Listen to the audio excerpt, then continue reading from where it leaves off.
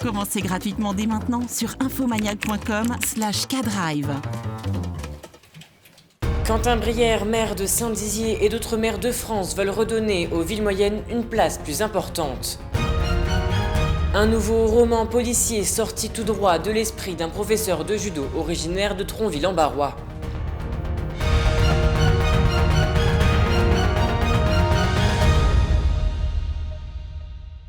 Bonsoir à tous, nous sommes le dimanche 10 janvier, soyez les bienvenus et on commence donc cette édition du Journal Week-end avec cet objectif, celui de redonner aux villes moyennes toute leur place dans le développement économique du pays.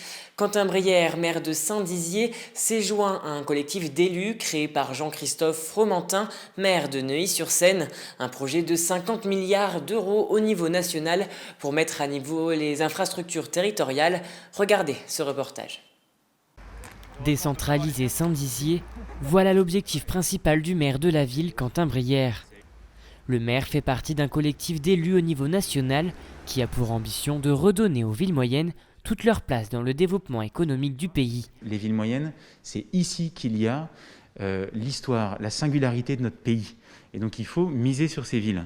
Et puis, 3, comment toutes nos politiques publiques peuvent être jalonnées, structurées grâce à ces villes moyennes à travers l'ensemble du territoire. Et donc ce qu'on dit derrière, puisque ce sont les villes moyennes qui font notre pays, alors décentralisons et investissons pour que ce soit elles qui portent le pays. Une ambition qui ne date pas d'hier, puisque c'était avant tout une promesse de campagne, et ce collectif se veut sans étiquette politique. Et notre pays, il ne doit pas être politique, ça doit être apolitique de se dire on doit tous vivre à 20 minutes d'une ville moyenne. Toutes nos villes moyennes doivent être à au moins 1h30 maximum d'une ville qui le connecte au reste du monde. C'est du bon sens, c'est pour le développement de notre pays. Un combat national ramené à l'échelle locale, mais pour pouvoir accueillir de nouveaux habitants, il faut résoudre les problématiques actuelles auxquelles sont confrontés les bragards. L'État, il a surtout investi sur les métropoles pendant toutes les dernières décennies. On lui dit aujourd'hui, investissez sur nos villes. Ça veut dire quoi ? Ça veut dire que quand on pense RN4, alors on pense vraiment doublement du contournement de la RN4. Ça veut dire que quand on pense répartition de la santé et des médecins de toute profession sur le territoire, il faut le penser aussi pour nos villes moyennes qui sont aujourd'hui en désertification médicale. Donc quand je participe au nom de la ville à ce collectif, je dis à l'État, investissez sur nous et plus seulement sur les grandes métropoles. Un projet et une prise de position ambitieux. Les résultats se feront avec le temps. Il faudra donc patienter pour savoir si l'objectif du maire a été atteint. Poursuivons avec le chiffre du jour qui est de 6. En effet, l'Agence européenne des médicaments EMA a recommandé hier l'utilisation d'une dose supplémentaire par flacon du vaccin Pfizer-BioNTech contre la Covid-19, passant de 5 à 6 doses, augmentant ainsi les capacités de vaccination de 20%. De la culture, à présent pour terminer cette édition, Alain Bagné est professeur de judo et il a sorti l'an passé son second roman policier intitulé Engrenage, une histoire de meurtres assez spéciaux. Vous allez le voir, c'est ce que vous raconte Théo Raguin dans ce reportage. Après son premier livre Mortelles retrouvailles, l'auteur meusien Alain Bagné signe son deuxième roman policier en auto-édition, Engrenage. Quand on écrit, c'est presque une passion. J'ai aimé ça. C'est venu tout seul, quoi, je me suis pas dit, tiens, il faut que j'en écrive un deuxième pour faire bien. Mais pendant que le premier était à l'édition, j'ai commencé à écrire le thème du deuxième, et puis ça se découle tout simplement, sans réfléchir, les idées viennent. Passionné de littérature et de romans policiers depuis son jeune âge, il a commencé à écrire il y a 3 ans déjà, après un pari avec sa fille. C'est suite à un pari avec ma fille, qui avait déjà écrit un premier roman. Donc elle cherchait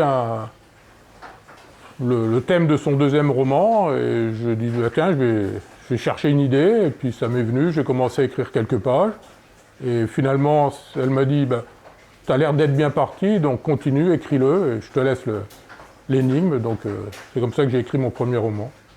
Professeur de judo à Tronville-en-Barrois, il s'isole dans son dojo 1 ou 2 heures avant les cours pour écrire. C'est dans ce lieu qu'il imagine ses histoires et ses meurtres un peu spéciaux. C'est des personnes âgées qui ont toutes entre 65 et 75 ans. Donc il y a 5 personnes qui sont assassinées dans différents endroits en France. Et il n'y a aucun lien entre Donc, le commissaire, du moins, ne trouve pas de lien entre ces personnes. C'est assez sanglant. Donc, ils se font tous émasculer. Et il y en a qui subissent le supplice du rat. On va dire, c'est pas un simple meurtre.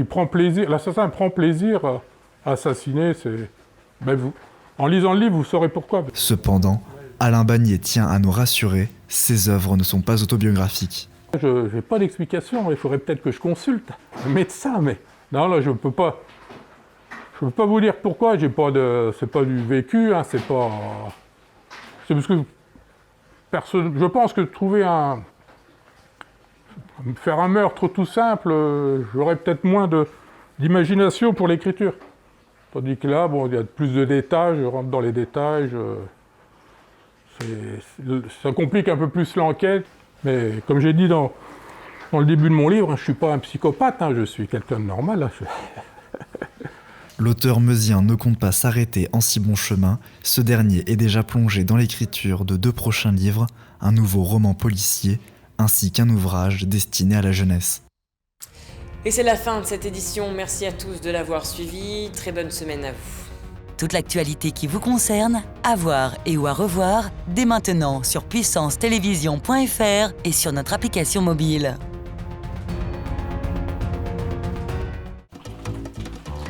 Commencez gratuitement dès maintenant sur infomaniac.com/kadrive.